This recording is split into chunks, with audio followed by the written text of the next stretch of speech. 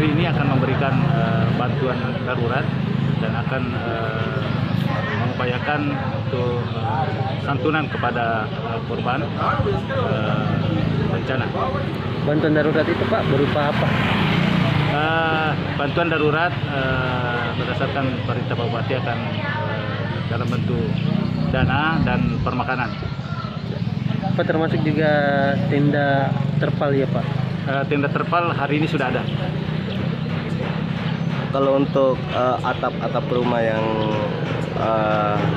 jatuh itu Pak dan rusak itu, apa akan ada ganti atau seperti apa bentuknya? Santunan itu untuk dipergunakan untuk perbaikan rumah.